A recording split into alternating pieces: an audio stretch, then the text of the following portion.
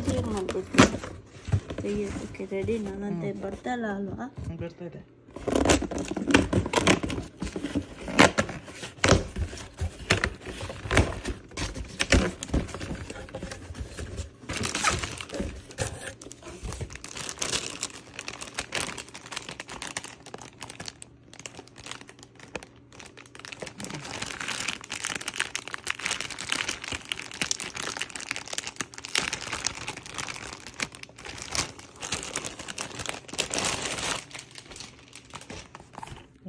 ನೋಡೋಣ.